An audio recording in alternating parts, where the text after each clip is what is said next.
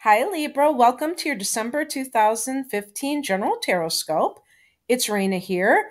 And when I was trying to get a feel for the energies of December and your sun sign or rising sign, I realized that there's kind of a little of everything. And one of the biggies is that the sun will start the month in the third house of communication. This is Gemini's natural house. It's ruled by Mercury. And so the internet is featured with the third house. Your siblings are featured, and other extended family members. Your neighborhood could be involved. And and we even have a new moon in this sector on the 11th.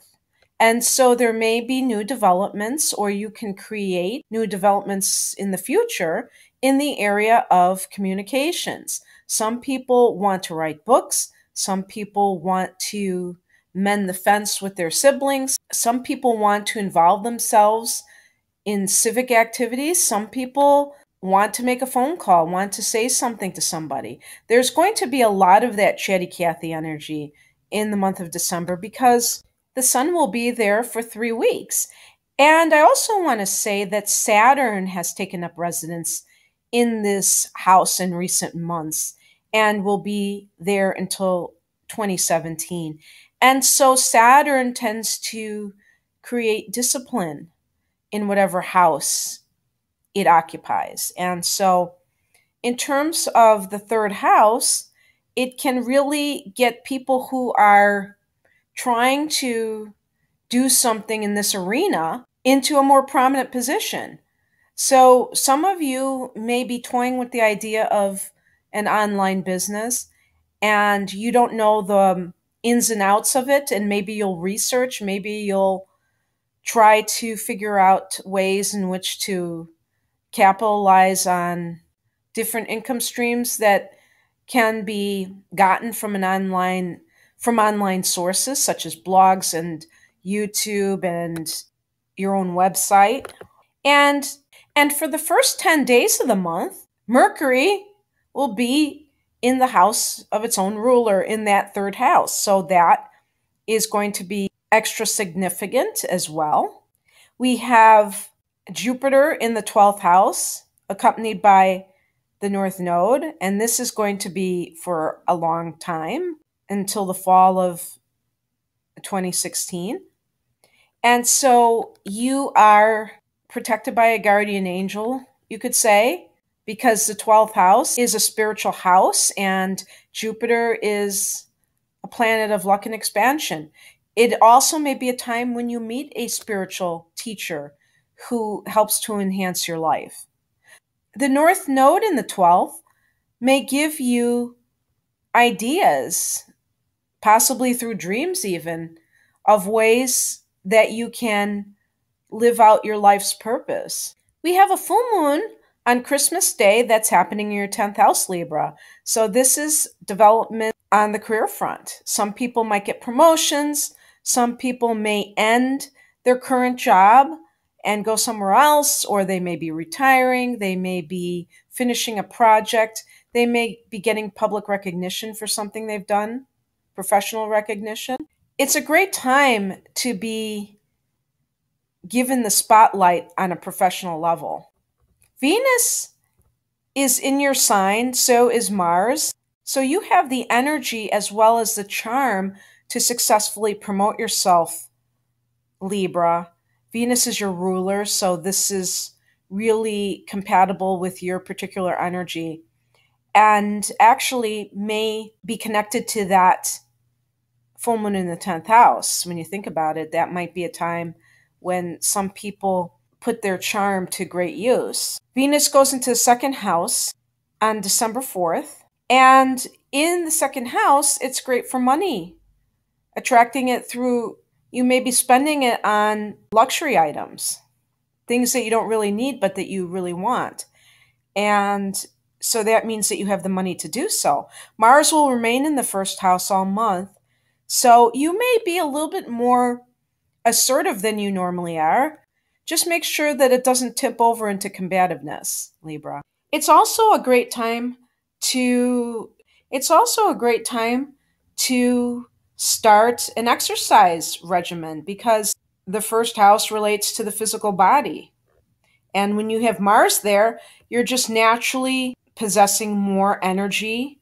Okay, Libra. Well, very interesting because you're the second sign that when I pulled cards for the tarot portion, it basically turned into yet another love reading. But you are ruled by Venus, so that's just par for the course. That's a big part of how you roll, is to be interested or sometimes even obsessed with the topic of love. The first card to describe you currently is the Two of Pentacles in reverse. The pentacles relate to material matters. So some of you may be really stressing out or disorganized in terms of your work life. Maybe you're doing all sorts of different things to kind of either make ends meet, or if you are running more than one business, or maybe you have a side business and you have a day job. In the upright position, this is about balance and juggling. And even when there are a lot of irons in the fire, there is still the ability to kind of hold it together. In the reverse position, there is chaos. The spiritual perspective is the Ace of Pentacles in reverse. And this suggests to me that some of you may have tried to start some new venture and it kind of got away from you. It's a little bit more than you can handle.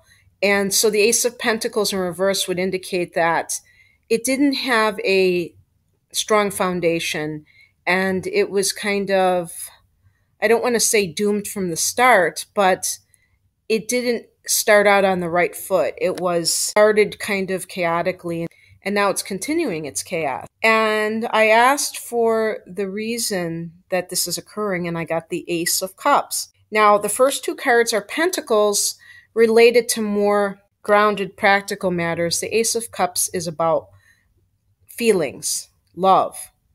So it could be that some of you are neglecting your business because of a romantic affair. Obviously, this is a general reading, as you well know, so all of these cards may not resonate for you. If you would like a personalized reading using your astrological data, just click on the link below for a list of my services. For those that this card makes sense, I'm thinking that some of you may have been affected by a relationship that has recently started and it's causing you to neglect your material matters, that things are kind of getting haywire because you're focusing attention on this person. Now, the advice I got was the Two of Cups. This is a card that can indicate getting married, but it can also indicate reuniting with someone. So it's possible that some people were separated from their spouse, and that may have caused financial chaos because of the need to have a second residence and things of that nature.